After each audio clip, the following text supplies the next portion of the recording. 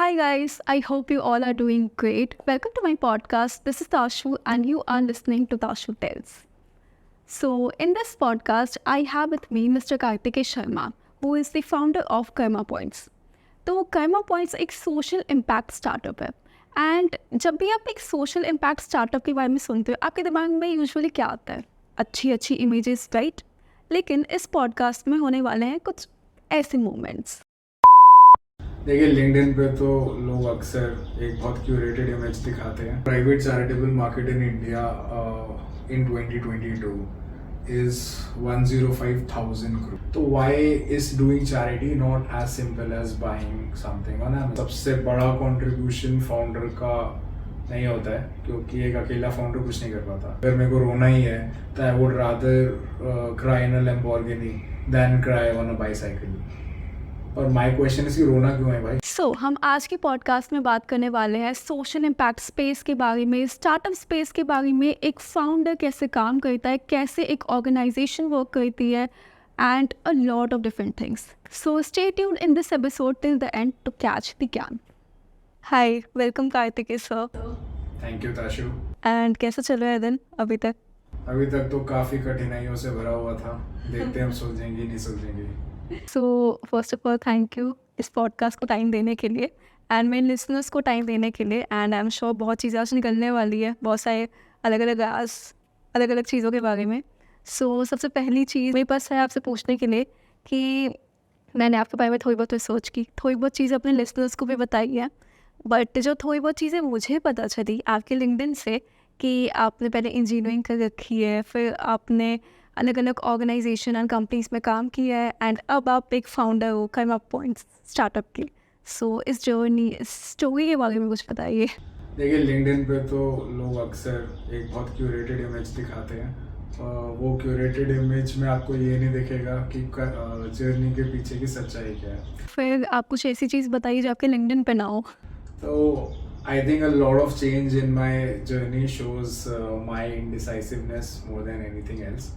तो what it also shows is हर जगह पे जाके अपन पुराना ज्ञान लपेट लेते हैं। जब अपने को लगता है कि यहाँ से पूरा ज्ञान लपेट लिया गया है तो फिर आगे मूव ऑन करते हैं। And I think my journey has been sort of like that. काफ़ी चीज़ें इसलिए शुरू हुई क्योंकि जो लोगों आसपास के लोगों का इन्फ्लुएंस था, जो फैमिली का इन्फ्लुएंस था, वो एक डायरेक्शन में लेके गया। पर जब वहाँ पे आके थोड़ी समझ आई, वहाँ पे आके थोड़ी अवेयरनेस आई कि थोड़ा फिगर आउट करना शुरू किया कि मेरे को एक्चुअली क्या पसंद है, तब डायरेक्शन चेंज करी। एंड मैं थोड़ी एक ऐसी पर्सनालिटी हूँ कि जहाँ पे मेरे को चीज़ें समझ में आ जाती हैं वहाँ मेरे को डायरेक्शन चेंज करने में ज़्यादा दिक्कत होती नहीं है। मतलब मेरे साथ वो इनर्शिया वाला ट्रैक वाला सीन नहीं है। तो जहाँ जहाँ मेरे को समझ में आया कि ये डायरेक्शन को छोड़ के इसको पिवट मार देना चाहिए, तो अपन तब से पिवट मार रहे हैं। एक्चुअली जब मैंने पहली बार शब्द सुना था स्टार्टअप की दुनिया में पिवट, एंड जब मैंने अपनी जर्नी को एनालाइज किया था फिर मैं देखा कि पिवट तो अपन काफ़ी बचपन से मार रहे हैं। तो स्टार्टअप के अंदर पिवट मारना is nothing new for me. Okay, लेकिन स्टिल आपकी जैसे जर्नी गई, आपकी जो एजुकेशन क्वालिफिकेशंस हैं, उसके बाद एक सोशल टेक स्टार्टअप करना एंड कर्मा पॉइंट्स का जो आइडिया अभी तक आपने दुनिया को बताया है, ये आइडिया आपके अंदर कैसे आया? तो इस जर्नी मतलब जहाँ मैं पहुँचा हूँ और जैसे कर्मा पॉइंट शुरू हुआ है, अगर आप मुझसे पूछेंगी कि 5 साल पहले क्या मैंने ऐसा सोचा था, ऐसा बिल्कुल नहीं सोचा था। मेरे प्लान बुक में कर्मा पॉइंट्स नामक स्टार्टअप बिल्कुल नहीं था। बट चीज़ें ऐसी बदली हैं और इसकी शुरुआत मेरे हिसाब से काफ़ी पहले हो गई थी। बचपन से ही ये जो सोशल इम्पैक्ट वाला सेगमेंट है उसमें काफ़ी इंटरेस्ट रहा है मेरे को। और इंटरेस्ट इस एंगल से रहा है कि हमने घर में आसपास काफ़ी होते हुए देखा है और काफ़ी सारे वृद्धाश्रम में, काफ़ी सारे अनाथालय में जाके लोग, मतलब हमारे फैमिली वाले कंट्रीब्यूट करते थे। वहाँ से इनिशियल एक्सपोजर मिलना शुरू हुआ था। तो मुझे याद है मैंने अपनी माँ को बोला था कि मैं 40 साल तक काफ़ी बड़ा आदमी बनूंगा और उसके बाद मैं लोगों के लिए चैरिटेबल हॉस्पिटल खुलवाऊंगा ताकि वो लोग वहाँ पे फ्री में इलाज कर पाए। तो बचपन के सपने थे, उस हिसाब से एक जर्नी ले रखी थी, पर वो जर्नी काफ़ी जगह एमेंड होती रही। उस जर्नी में नए नए पहलू जुड़ते रहे। जब मैं बॉम्बे गया तो वहाँ पे मैंने अलग लेवल की गरीबी देखी। वहाँ पे जो डिफरेंस था अमीरी और गरीबी में, वो सिर्फ एक बिल्डिंग का था। मतलब दिल्ली में फिर भी ये सारी चीज़ें काफ़ी एरिया वाइज बाइफर्केटेड है, वो में ऐसा नहीं था। तो वहाँ पे एक अलग लेवल का एक्सपोजर हुआ, वहाँ पे अलग लोगों की अलग अलग दिक्कतें सुनी। तो आई थिंक ये सारे एक्सपोजर्स और ये सारे एक्सपीरियंसेस मिलू के हम लोग कर्मा पॉइंट्स तक पहुँचे। और कर्मा पॉइंट भी जब पहली बार आइडिया आया था तो वो सोशल इम्पैक्ट स्टार्टअप बन जाएगा ऐसा बिल्कुल नहीं सोचा था हमने। वो शायद सिर्फ एक मार्केटिंग कैंपेन के तौर पे सोचा था, पर लोगों के इनपुट आते रहे, उससे आइडिया इवॉल्व होता रहा। और कोविड के टाइम पे ये जो गैप है वो काफ़ी बड़ा गैप समझ में आया। मतलब आप समझ रहे हैं, कोविड का जो दौर है उसमें हम सब ने काफ़ी सफ़र किया है। एक तरफ ऐसे लोग निकल के आ रहे थे जो सबकी मदद करना चाह रहे थे, जो लोगों के लिए सिलेंडर, अनजान लोगों के लिए सिलेंडर्स और मेडिसिन प्रोवाइड कर रहे थे। और दूसरी तरफ ऐसी संस्थाएं थी, ऐसी चैरिटेबल ऑर्गेनाइजेशंस थी जो ऑन ग्राउंड लोगों का, जिनके पास एक्सेस था, जो एंड माइल कवरेज दे रहे थे, जो उन तक एक्चुअली चीज़ें पहुंचा रहे थे। पर इन दो ग्रुप्स के बीच में काफ़ी बड़ा गैप था, काफ़ी ज़्यादा बड़ा गैप था, क्योंकि एक ढंग का इंफ्रास्ट्रक्चर नहीं है और दूसरा कोई टेक्नोलॉजिकल इंटरवेंशन भी नहीं है। इन द सेंस कि ये सारी चीज़ें स्केल पे कैसे होंगी, कैसे मैनेज होंगी, वो क्रैक नहीं कर रखा था। तो उस टाइम पे ऐसा लगा कि कर्मा पॉइंट्स का जो आइडिया है, जो इस स्टेज तक पहुंच गया है, उसको इम्प्लीमेंट करने का इससे बेटर टाइम नहीं हो सकता। तो एज मोदी जी सेड कि आपदा को अवसर में बदलें। लेकिन जैसा कर्मा पॉइंट्स है, आई एम श्योर ऐसे काफ़ी सारे सिमिलर आइडियाज़ होंगे। तो कर्मा पॉइंट्स कैसे स्टैंड आउट करता है, आपका आइडिया कैसे स्टैंड आउट करता है? तो इंडिया में ये जो सारी चैरिटेबल मार्केट है, तो हमने भी इस बारे में पहले पढ़ा नहीं था। हमें आइडिया अच्छा लगा था, हमने वैलिडेट कराया था एनजीओ से, हमने वैलिडेट कराया था पोटेंशियल डोनर से, ऐसे लोग जो क्राउड फंडिंग प्लेटफॉर्म्स पे डोनेट करते हैं। तो उससे हमने अपना MVP का काम शुरू कर दिया था, because at that time we thought कि हाँ मार्केट बड़ी है। एग्जैक्टली कितनी बड़ी है वो कभी हमने रिसर्च करी नहीं थी। तो मेरे को जब अपनी इनिशियल फंडिंग के लिए एक पिच डेक बनाना था, तब मैंने ये सारे पहलू पे रिसर्च एक्चुअली करनी शुरू करी थी। मतलब मैंने काफ़ी सारे बिहेवियर के पेपर्स पढ़े थे, मैंने काफ़ी सारे साइकोलॉजी और फिलोसफी वाले पेपर्स पढ़े थे, बट कभी रियल नंबर्स के पेपर नहीं पढ़े थे।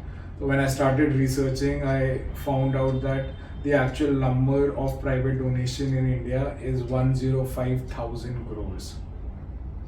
हाँ, मतलब उस नंबर में 10 जीरो लगे हुए हैं और ये सिर्फ प्राइवेट डोनेशन है। तो इतनी बड़ी मार्केट है और इसका बहुत ही छोटा जो फ्रैगमेंट है ना, इस समय वो सर्विस कर रहे हैं। और भी जो आपने बोला ना, सोशल इम्पैक्ट वाले जो स्टार्टअप्स हैं जो इस डोमेन में ऑपरेट करते हैं, वो बहुत ही छोटा सेगमेंट इसका टारगेट कर रहे हैं, which is only the crowd funding part. And that too every platform has a specialization. Let's say someone is focusing on providing in kind, someone is focusing on only treating the medical cases. So everyone is carving out a niche for themselves. But I think as a whole social impact का जो scale है और जो opportunity है, वो कोई tap in नहीं कर रहा है। तो जो आपके कंपेटिटर्स हैं, गिव इंडिया, केटो, मिलाप, वो लोग भी इतने टाइम से इतना काम कर रहे हैं, तो उसके कंपैरिजन में आप कैसे स्टैंड आउट करेंगे? तो उनके कंपैरिजन में अगेन एज आई सेड कि it's not an apples to apples comparison, because the charitable market is so broad. एक मतलब सिर्फ प्राइवेट डोनेशन वाली जो मार्केट है वो किस किस सेगमेंट में बटी हुई है, मैं आपको बताता हूँ। 27,500 crores is only individual donors. Around 10 to 15,000 crores is CSR donations. Then there are donation from foreign entities. Then there are donation from the UHNIs and the HNIs. So all these segments are very different, and a lot of these players play on different aspects. अभी इसके अंदर volunteering बहुत बड़ा aspect है जो money से अलग है, which is a big category in itself, if you know what I mean. Because जिसके पास पैसा नहीं है वो वॉलंटियर करना चाहता है। बहुत से ऐसे लोग हैं जो पैसा नहीं देना चाहेंगे बट अपनी स्किल्स को वॉलंटियर करना चाहेंगे, क्योंकि वो ऑन द स्पॉट इम्पैक्ट देख पाते हैं। तो इस वाली कैटेगरी मतलब again this category is very empty. So where karma points want to add value or rather wants to add value is bridging this entire ecosystem, or rather taking this entire ecosystem and making it structured. हम अलग और कैसे हैं, हम इस ecosystem को isolation में नहीं देख रहे हैं, because we realize that corporates today play a massive role in shaping how a consumer thinks or a consumer behaves.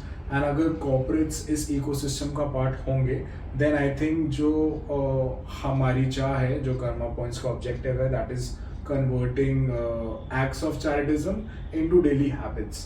तो वो बिहेवियर चेंज लाने में कॉर्पोरेट्स काफ़ी बड़ा पार्ट प्ले करेगा. So the ecosystem that we have made incorporates the charities, the individual donors, the corporate donors, as well as corporates who want to reward people who do good. So the entire ecosystem that we are trying to make is very unique, not just in India but in the world. So baby steps. But आपने जो अभी numbers लिए right, इसमें काफ़ी ज़्यादा लोगों के अंदर अप्रोच होता है कि frauds, may be scams. So Karma points कैसे इस चीज़ को सेव कर रहा है कि नहीं ये कोई फ्रॉड को वो और बढ़ावा नहीं दे रहा है? फ्रॉड को और बढ़ावा नहीं दे रहा है. सो ये इंटरेस्टिंग सवाल है, बट अगेन इससे पहले ना I want to put rather shed some light on कि ये चीज़ें हमारे दिमाग में आई क्यों या आई कैसे. सो a lot of people that we interviewed, plus I'm sure a lot of you and your listeners will also connect with this. चाह सब में होती है, अच्छा करने की चाह सब में होती है. आप किसी से भी पूछिए कि आपको कुछ अच्छा करना है, more often than not the answer is yes. The intent is very high in this category to do good, but where people lack is action. अभी action में lack करने के बहुत सारे reasons हैं. Of which one is definitely जो charitable organizations है, इस sector की इंडिया में history थोड़ी ख़राब रही है. There have been scandals, there have been frauds, but I think that is applicable to almost every industry. Banking has had its share, the edtech is having its share. So ये frauds and scandals सब जगह होते हैं. So trust issues definitely वहाँ से crop up करते हैं. There are a lot of NGOs who are like a wolf hiding in a sheepskin. They are only set up because a lot of money laundering activities are funneled through them to convert the black money into white. And there have been cases and there have been seizures, but that does not take away from the good work that all the other charities are doing, right? So definitely ensuring that our platform only has verified, trusted charities, not only by us but also by the government, is a priority for us at Karma Points. So that is one way in which we ensure that the trust of the users or the donors is maintained. But as I said, the action is not only lacking because they lack trust. The action is also lacking because of a lot of other reasons. 10 साल पहले अगर हम देखेंगे, मैं अपने आपको अपने घर का एग्जांपल देता हूँ. मेरे पापा ने स्ट्रेट अवे हमारे मुंह पे बोला था कि मैं कभी भी बिना टच करे टीवी नहीं खरीदूंगा. कट टू 10 years later हमारे घर में सारा सामान, इवन कपड़े धोने का जो डिटर्जेंट है ना, वो सब ऑनलाइन आता है. तो लोगों की हैबिट बदलते हुए टाइम लगता है, but at the end of the day people also want convenience. If you see the kind of platforms or the kind of websites that a lot of NGOs have, a few NGOs are doing really, really well. I mean, there is absolutely no doubt about it. But the majority of the NGOs are still stuck 10 years behind. तो इन सबको आगे लेके आना, इन सबका consumer centric experience provide करना, इन सबको because there is an expectation set by the user today and it's not something जो 10 साल पहले है.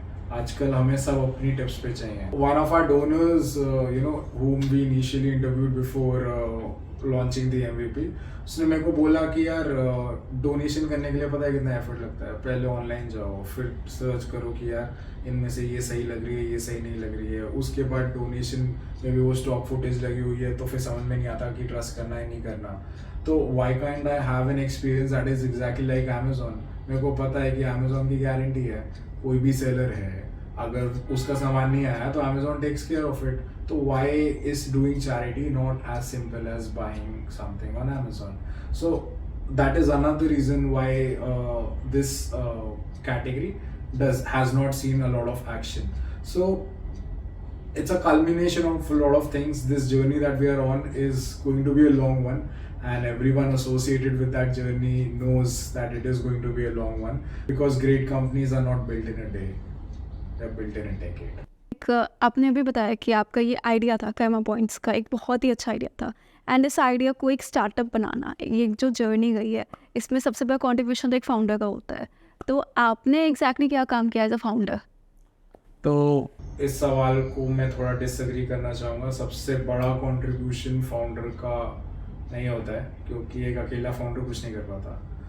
At least you know in the idea that we are pursuing, एक आदमी कभी कुछ नहीं कर पाएगा. मनोज बाजपेयी वाली जो फिल्म है वो शायद कोर्ट रूम के लिए अच्छी है, बट रियलिटी है कि you need a very strong support system. You need people to do the job that you are not capable of doing for the organization to grow. So I think my most important task has been to assemble that entire team. जैसे Samuel L. Jackson है ना, Nick Fury का role in the Avengers, तो उस आदमी ने कभी लड़ाई नहीं करी पूरी एवेंजर्स में, बट उसका एक ही काम था कि ये जो सारे सुपर स्टार्स हैं ना, वो एक डायरेक्शन में अपनी सारी एनर्जी फोकस करें. So I think that is a similar role that a founder plays, in which I think I am a generalist, in which I play the role of jack of all trades, but all the individual team members are the masters of their own, and that has been the biggest strength of Karma Point so far. सो आप अपने team member select कैसे करते हो? क्या approach रहता है उस चीज़ के पीछे? टीम मेंबर हमेशा सेलेक्ट नहीं करें, टू बी वेरी ऑनेस्ट. मतलब कभी कभी ऊपर का करिश्मा है, कभी कभी इट्स प्लेन डम लक, कभी कभी it's about a very big timing mismatch, जहाँ पे 6 महीने पहले अगर मैंने किसी को अप्रोच किया है तो 6 महीने तक उस आदमी के पास बिल्कुल टाइम नहीं निकला है, and on the verge of me closing an alternate for that person, the first person gets free and joins us. और उस 6 महीने में, because of the learnings that he has had और the experiences that he has had, he has brought a completely new dimension to Karma Points. तो इसमें मेरा उतना ही control है जितना कंट्रोल मेरे घर पे चलता है, तो which is quite less actually. तो when it comes to approaching people who I want to work with, मैंने बहुत सिंपल सी फिलॉसफी निकाली थी कि यार नौकरी आपको फ्रीडम नहीं देती है कि आप चुन सको आप किसके साथ काम कर रहे हो. मेरी नौकरियों में I have met some very very good people, but the percentage is quite small. मतलब अगर 100 लोग के साथ आप काम करो, उसमें से शायद 4 या 5 ही ठीक होंगे जिनके साथ आपको काम करने में मज़ा आएगा. बाकी 95 are the reason why I drank sometimes. So the first person I approached was our CTO, Mr. Nishant Pandey. Exceptionally talented person and outstanding knowledge of anything related to tech. I mean, this guy has read it all. This guy has probably not built it all, but he wants to build it all. So the day I had called him was probably the toughest phone call I have had to make in a while. जहाँ पे मैंने इनको phone करके अपना idea समझाया था, and I still remember what he said. एक line का जवाब दिया था. Actually it was a question. He asked me, बाबा कब से शुरू करना है? So this is the kind of personality that Nishant has, and he was one of those people who I really really wanted to work with.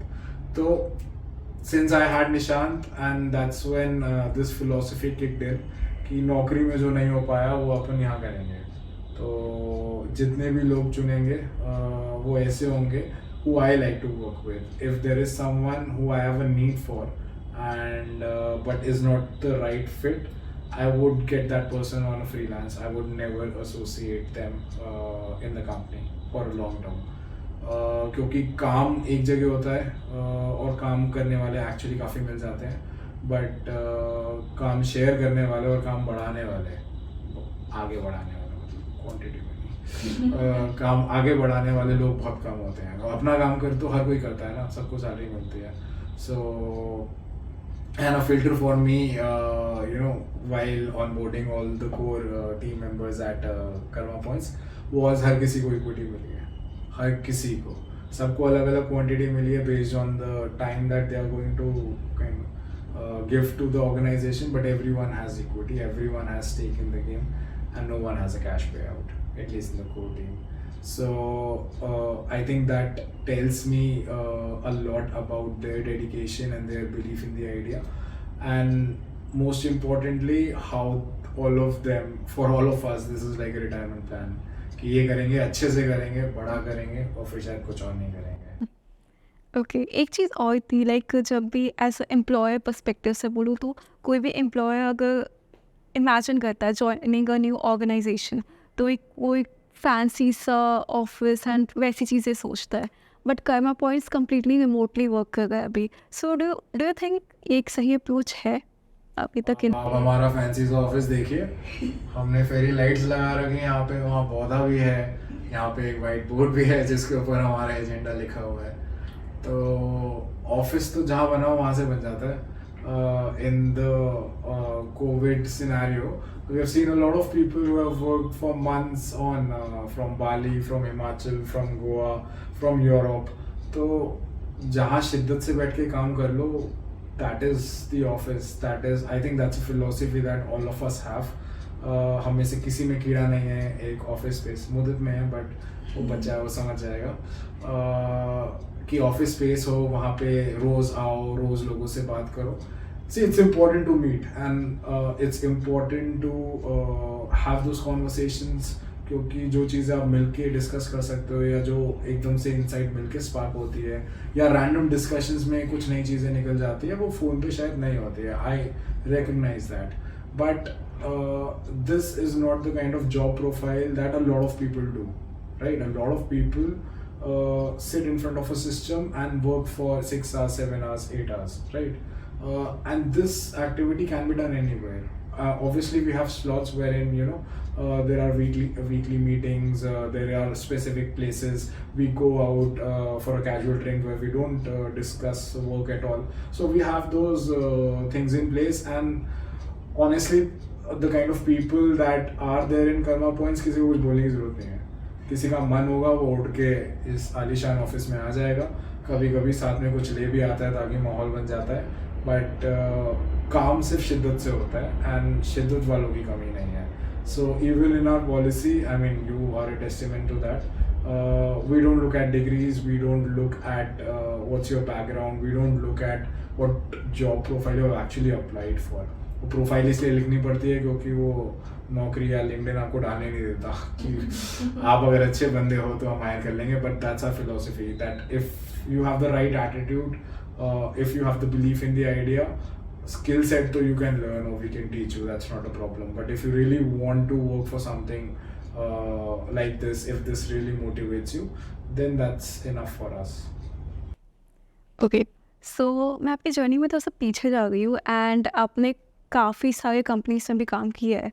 So obviously आपको एक decent package, एक decent money offer होता होगा, but क्या आपको कभी लगा है कि एक स्टार्टअप करते करते जो ऊपर नीचे जो चीज़ें होती हैं, कभी ऐसा लगा कि वो लाइफ पे तो अच्छी थी जहाँ पे कम्प्लीटली एक था कि इतने पैसे तो आने हैं, सो आपको कभी मन करता है उस लाइफ में वापस जाने का? See, life, I think it's not a comparison of ये लाइफ अच्छी है या वो लाइफ अच्छी है या कोई थर्ड ही लाइफ अच्छी है, क्योंकि लाइफ हर किसी की अलग है. Very simply put, if I'm not happy in a particular scenario, no amount of money is going to make me happy. मतलब आपने भी मीम देखे होंगे कि अगर मेरे को रोना ही है तो I would rather cry in a Lamborghini than cry on a bicycle.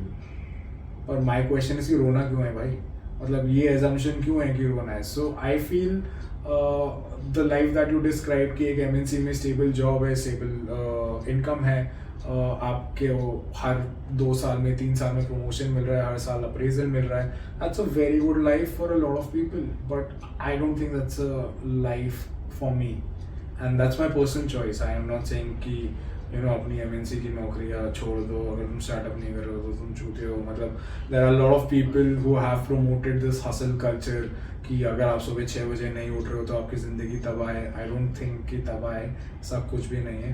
अगर आप दिन में खुश हो with what you are doing, I think that's the only filter anyone should have. So this is the kind of life I have always wanted, and I think I've really enjoyed it. That's why over the period of my experience, I've never really been a part of an MNC. कभी वो attract ही नहीं किया. वो मेरे personal biases हैं कि मेरे को रोज़ काले कोट और सूट में शायद ऑफिस नहीं जाना, क्योंकि मेरे को एक और फॉर्म ऑफ यूनिफॉर्म लगता है. But I think the amount of exposure and exposure to dangerous situations. When I say dangerous, ऐसा नहीं है कि जीवन खतरे में है, but dangerous in the sense कि you really have to be at your wits end to solve a particular problem in a startup or in an advertising firm. क्योंकि वो work environment ही वहाँ पे ऐसा है कि जब तक घिस नहीं जाओगे ना, तब तक हीरा चमकेगा ही नहीं. तो I think I like that because उस घिसने के अंदर ना जो लर्निंग कर्व बाकी लोग 3-4 साल में स्किल सेट एक्वायर करते हैं, वो शायद एक शिद्दत से सीखने वाला आदमी 1-1.5 साल में एक्वायर कर लेता है. क्योंकि आपको अलग अलग सिचुएशंस में एक्सपोजर दिया जाता है. मतलब I still remember in my first year of corporate at RK Swami, आई won't say thrown in front of, but I was exposed to different CXO level people. तो फर्स्ट लेवल में अगर आप इनके साथ बात कर रहे हो तो आपका सोचने का जो तरीका है और दुनिया देखने का जो पर्सपेक्टिव है वो काफ़ी इवॉल्व कर जाता है. And because you get such exposures, that's why I think वो जो लर्निंग कर्व है वो मेरे को काफ़ी पसंद है, because that's the sort of person I am. But there is absolutely nothing wrong in a person who's doing a 9 to 5 job, who's earning a stable salary, because a lot of people have different responsibilities to take care of. हर किसी को शायद high risk environment A पसंद नहीं आता and B ज़रूरत भी नहीं है, right? Because high risk के साथ high loss भी होता है, because that's a side not everyone should also ignore. हर किसी के पास खोने के लिए इतना कुछ होता भी नहीं है, तो वो they are also unwilling to risk, which is absolutely fine. I mean, I firmly believe कि ये उससे बेटर या ये थर्ड वाले से बेटर बिल्कुल नहीं है. ये हसल कल्चर को अगर कैंसिल करवा सकते हो तो प्लीज़ कैंसिल करवा दो. I think people should only chase happiness. अभी तक आपने ये बताया कि कैसी आपकी जर्नी रही है from the idea to actually implementing and making a start. But सबसे बड़ा चैलेंज फैमिली को कैसे कन्विंस किया? फैमिली को कैसे कन्विंस किया, अच्छा सवाल है. तो आपको पता है टाइप ए पर्सनैलिटी क्या होती है? तो टाइप ए पर्सनैलिटी काफ़ी प्रोसेस ओरिएंटेड, काफ़ी रिजिड, काफ़ी इनफ्लेक्सिबल माना जाता है, इन द सेंस जो ऑर्डर पसंद करते हैं. And there is a type B personality जो थोड़े फ्लूइड होते हैं, जो are more into experiences, they live life by their own rules type. तो मैं टाइप वाई पर्सनैलिटी हूँ. तो मेरे को हर चीज़ के अंदर वाई पूछना बहुत पसंद है. बचपन से सारी टीचरों के नाक में दम इसलिए होता था क्योंकि कार्तिकेय शर्मा हाथ उठा के पूछेगा मैम पर ये क्यों. तो इस वजह से काफ़ी क्लासों के बाहर भी निकाला गया मेरे को. तो my parents have always been very supportive in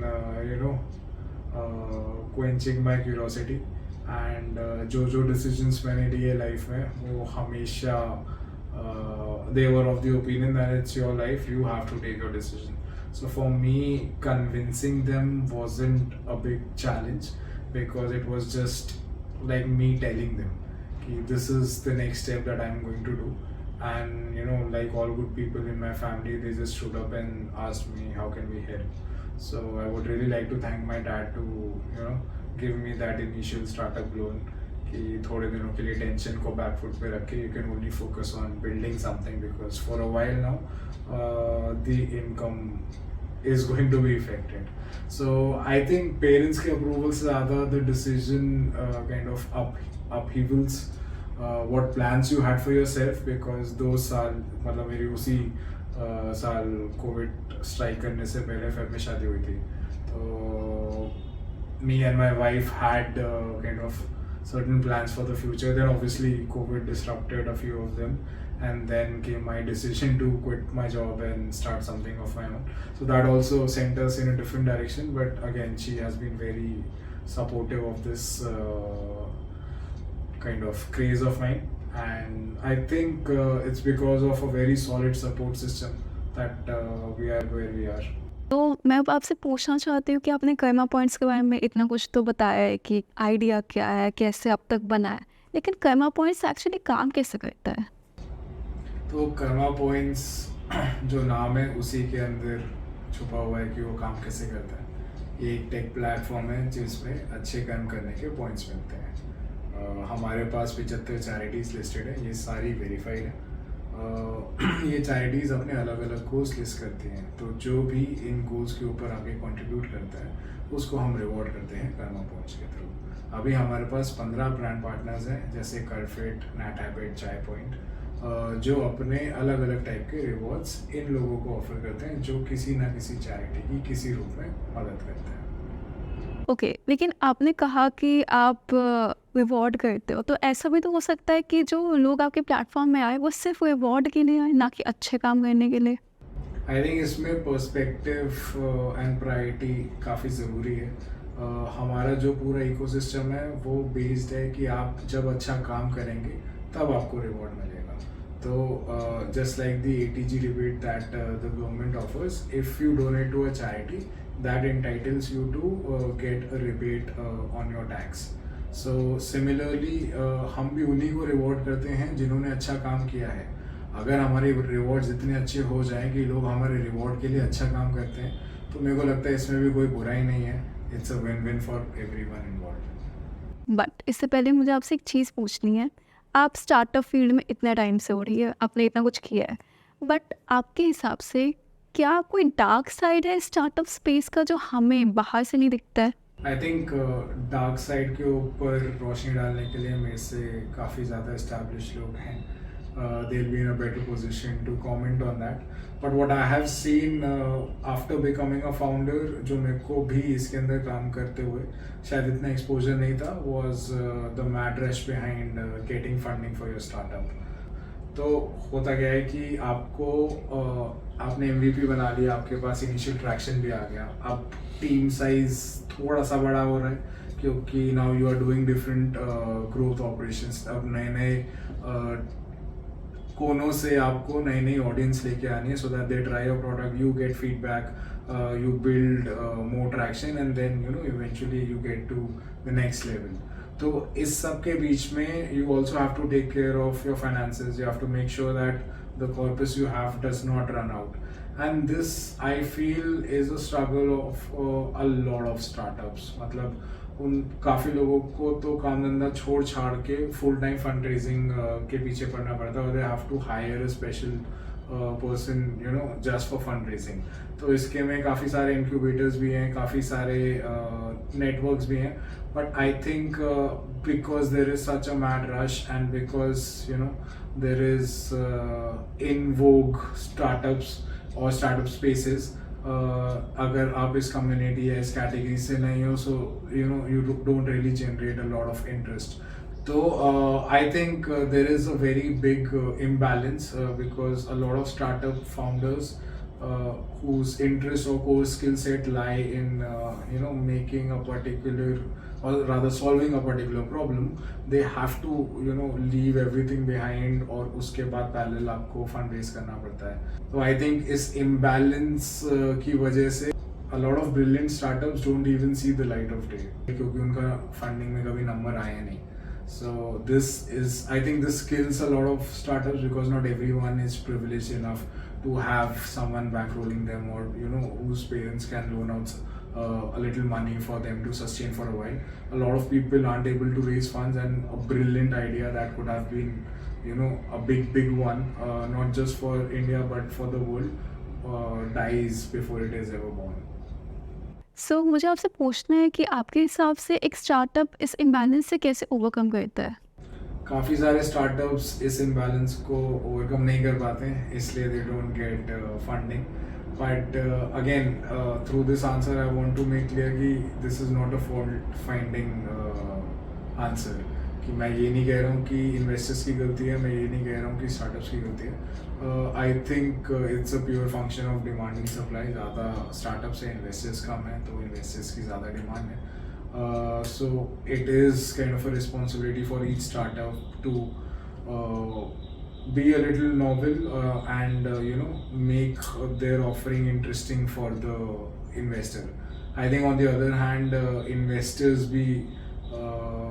should have a more holistic perspective about all the categories rather than just focusing on a few categories which are in trend. जैसे कुछ साल पहले एडटेक एंड फिनटेक थी, अभी AI चल रही है.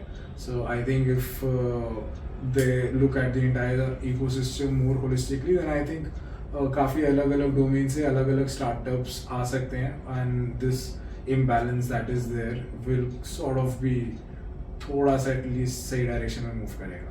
नहीं लगता कि एक बार अगर कोई स्टार्टअप एस्टैब्लिश हो जाए तो उसको भी इन्वेस्टर बनना चाहिए, ताकि इन्वेस्टर का जो क्रंच है वो थोड़ा कम रहे और बाकियों को भी चांस मिले. मतलब this is a valid question I guess, but again इसमें अगर हम चाहिए वाला एस्पेक्ट लगा देंगे तो we are forcing this compulsion on a lot of people who may not, जिनकी प्रायोरिटी ये करना नहीं होगा. तो अगर ऐसी कोई चीज़ हमने इम्पोज करी तो I think that may be a problem. But if there is an environment created where there is a natural progression like that, कि एंड होता है काफ़ी सारे फाउंडर्स जो एक लेवल पे पहुंच गए हैं वो एंजल इन्वेस्टर्स बन के अलग अलग स्टार्टअप्स में फंड करते हैं. But then again it's a function of demand and supply. इतने सारे स्टार्टअप्स, सारे investors, VCs, PEs, family businesses, angel investors, angel networks, बहुत अलग अलग इनक्यूबेटर्स, इन सबको मिलू के जो जनता है वो आई थिंक इसको एड्रेस करने के लिए थोड़ी कम है. एंड क्योंकि वो थोड़ी कम है इसलिए डेफिनेटली पावर उस तरफ ज़्यादा टिल्टेड है. सो अब मुझे आपसे पूछना है कि मैंने हाल ही में एक न्यूज़ आर्टिकल पढ़ा जिसमें मुझे पता चला कि कर्मा पॉइंट्स ने एक इन्वेस्टर क्विज चालू किया है, जो कि मैंने कभी नहीं सुना था. एंड आई थिंक ये स्टार्टअप स्पेस में काफ़ी नई चीज़ है.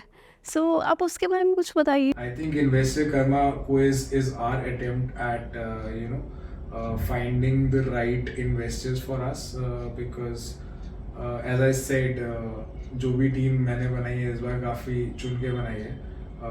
ऐसे लोग हैं जिनके साथ मैं काम करना चाहूँगा और जो मेरे साथ काम करना चाहेंगे. So this is just an extension of that. I think it's important for founders and investors to both equally assess whether this particular opportunity is the right opportunity for both of them, right? Because I think with our investors we're going to enter into a partnership, and that partnership has a certain level of expectation from our end and a certain level of expectation from their end.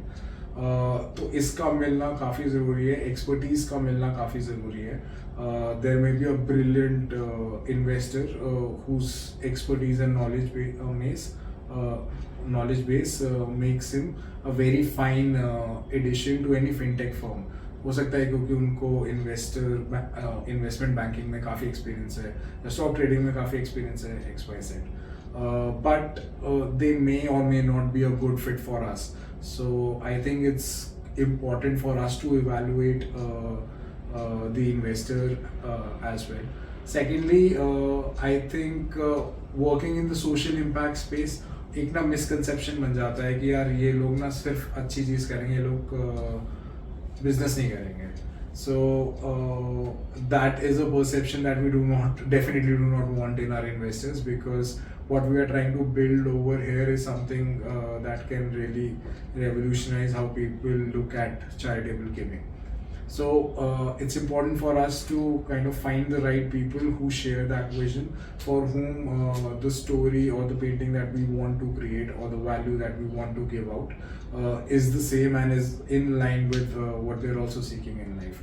And thirdly, I think it's a very fun way to showcase our pitch, क्योंकि I can barely imagine कि रोज़ आप 100 PDF पढ़ रहे हो जिसमें अलग अलग तरीके के अलग अलग प्रपोजल हैं. इतने सारे numbers हैं and वो same format, it's it keeps on repeating again and again. So in my opinion, this was a very engaging way. People love doing quizzes, so we thought why not convert our pitch into small quiz for people to enjoy, and also gives us an insight into our potential investors. Quite interesting. तो इसमें आपको ये नहीं लगता कि investors offend हो जाएंगे कि भाई मैंने तो 2 यूनिकॉर्न कंपनी बनाई है, तू मेरे को कैसे टेस्ट कर रहा है? See again, what we are testing is not their capability. We are not giving a judgment कि हमें यूनिकॉर्न नहीं बना सकता है जो हमारे साथ काम नहीं करेगा. This test, as I said, serves 2 purposes. One is to find the right match. Right match का ये मतलब नहीं है कि हम कैपेबिलिटी पे जज कर रहे हैं. राइट मैच का ये मतलब है कि हम विजन पे, हम आइडियोलॉजी पे, हम एक सिंगुलर गोल पे कैसे पहुंचना है, कैसे एग्जीक्यूट करने हैं अपने प्लान्स, उन सब के ऊपर सेम फ्रीक्वेंसी पे हों. क्योंकि अगर वो नहीं होंगे then there are additional tensions in a relationship. That is something which I think the investor and us both want to avoid in the future. So again, this test does not at all compare anyone's capabilities. It's just a mechanism for us to give out our pitch in an interesting way, and at the same time make sure that the people who want to invest in us, people who are interested in us, know the wavelength on which we are operating, and if their wavelength kind of matches us, then we both know that we have found a good match. Piyush Bansal बहुत बढ़िया रहेंगे आपके लिए. उन्हें technology भी बहुत पसंद है और उन्हें सोशल इम्पैक्ट भी बहुत पसंद है. तो पीयूष बंसल सर को बोलिए कि सर आप हमारी लिंक्डइन रिक्वेस्ट एक्सेप्ट कीजिए, लेट्स टॉक अबाउट दिस. उन्हें टैग जरूर करेंगे. I think it's an interesting movement. Piyush ji please respond with the tag. तो अब मेरे पास है एक छोटा सा rapid fire round karma points को लेके. तो मैं सबसे पहले आपसे पूछूंगी कि तो आपने इतना कुछ बताया कि आपने कर्मा पॉइंट्स के लिए इतना कुछ किया है इस चीज़ को इतना बेटर बनाने के लिए, but how you make sure कि ये जर्नी, ये प्रोसेस एक्चुअली ट्रांसपेरेंट हो? कर्मा पॉइंट्स में ट्रांसपेरेंसी मेंटेन करना is one of the top priorities.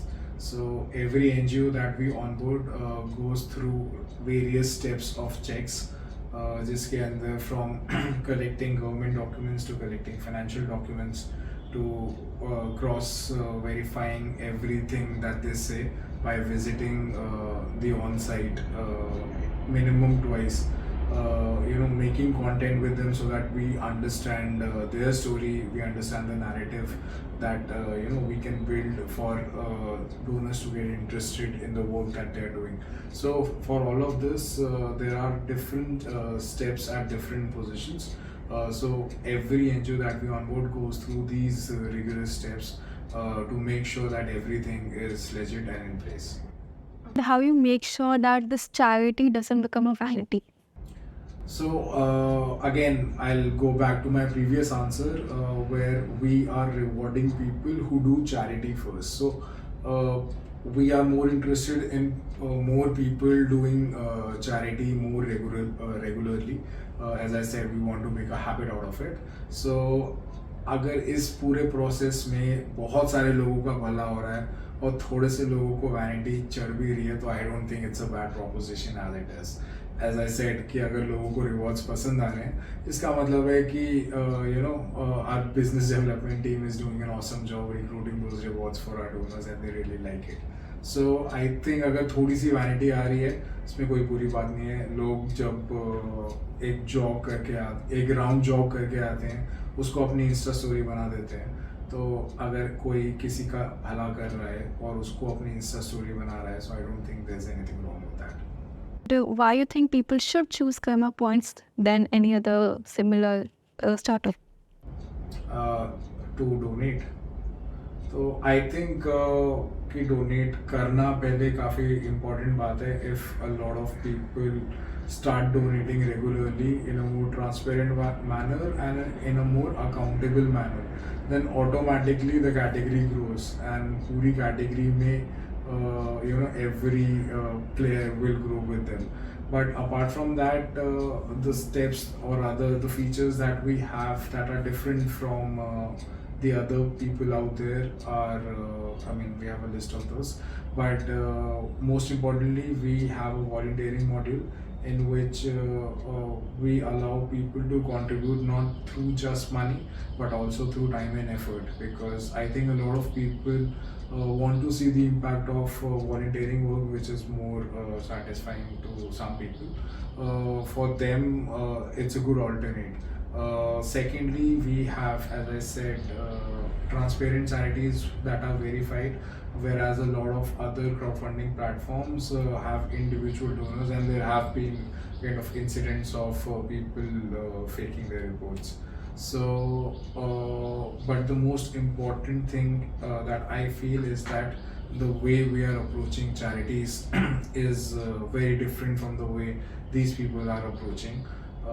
At least some of them. I'm not sure, but anyone who's ever donated would be kind of barraged with ads of crying people, disfigured people, sitting in a hospital with their arms folded and asking for money.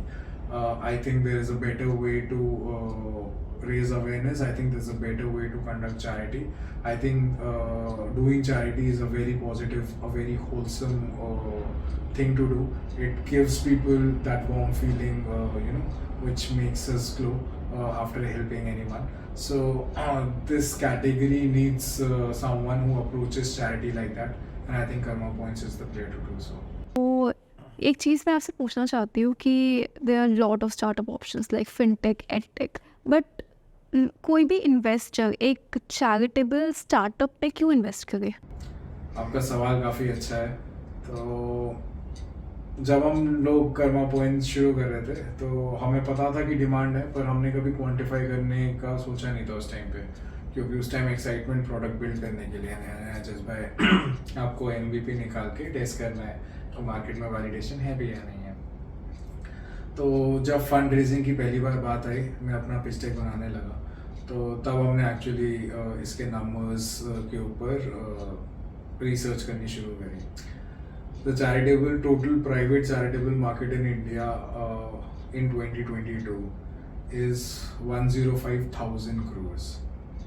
105,000 crores सिर्फ last year private sector ने donate किया. अब ये private sector is a mixture of individual donors plus CSR plus HNIs plus funding coming from outside because of FCRA. So I think the space is quite huge for people. In fact, I'll give you a little trivia. Do you know the number of Amazon sellers in India? They are 10 lakh, around 10 lakh in number. And can you guess the number of charities in India, registered charities in India? The number of registered charities in India is around 30 lakhs. So the space is quite huge, and this has existed for in our culture for a long time. मतलब हम सबको भिक्षा इन दान का मतलब काफ़ी पहले से समझाया गया है. ऑफ कोर्स जो समझाया गया था और जो रियलिटी में हो रहा है वो थोड़ा नहीं काफ़ी अलग है, बट दिस इज समथिंग जो हमारे कल्चर में काफ़ी पहले से है. So there is an innate भाव of giving that we have. तो लोगों में बिहेवियर भी है, plus this market is something that has seen a lot of like the volume of funds that are there is also quite huge. So I think this is a space जैसे Amazon से पहले ना कोई online seller type community नहीं, e-commerce इतना बड़ा था नहीं, मतलब eBay वगैरह छोटे छोटे थे, but Amazon is the one जिसने पूरा फाड़ के ना उसको एक अलग सेगमेंट बनाया. I think there is a scope of a player who can do the same for charity, because technology has revolutionized a lot of businesses or sectors जो ट्रेडिशनल थे काफ़ी. मतलब हमें SBI की जब बात करते हैं तो वो मीम सबको याद है कि कैसे लंच ब्रेक होता है तो भगवान भी नहीं उठा सकता है. सो जब वैसी इंडस्ट्रीज रेवोल्यूशनाइज हो सकते हैं टेक के बेसिस पे, I think the charitable industry has a very decent scope. तो अब हम पॉडकास्ट के एंड की तरफ हैं, and I am going to ask one last question. So इस पॉडकास्ट में मोस्टली वो लोग इंटरेस्टेड होंगे, वो लोग शायद सुन रहे होंगे अभी तक, मेरे प्यारे लिसनर्स, जो कि जो स्टार्टअप इंडस्ट्री है इन चीज़ों में काफ़ी ज़्यादा इंटरेस्टेड है. सो आपसे मैं ये लास्ट क्वेश्चन है कि आपका क्या मैसेज है उस इंसान को जो इस स्टार्टअप इकोसिस्टम में जस्ट एंटर करने वाला है. आई थिंक इस मैसेज को थोड़ा जनरलाइज कर सकते हैं. Basically anyone who starting out, be it your own startup, be it a freelancing thing, once you kind of नौकरी छोड़ने की बात आती है या फिर खुद इंडिपेंडेंटली स्टार्ट करने की बात आती है, first thing that you have to change is your mindset. Because mindset अलग अलग सिचुएशंस में काफ़ी अलग अलग तरीके से फ्लेक्सिबल होना चाहिए to handle the pressures and the workings of an entrepreneur. तो इन अ सिंगल लाइन की जंग चुन ली है तो तैयार हो जाओ. So if you have kind of made a decision that the startup life is for you, then it's a battle worth fighting. Okay, so that was it for this podcast. Thank you so much for your time. Thank you so much for having me, Tashu. आपने इतना कुछ बताया इस podcast में, and I am sure that listeners are going to find a lot of value through this. And yeah thank you so much, and thank you so much people for staying up till here. And yeah, for more such episodes, please follow my podcast and please follow Karma Points as well. All the links will be available in the description box. And thank you so much for listening till here.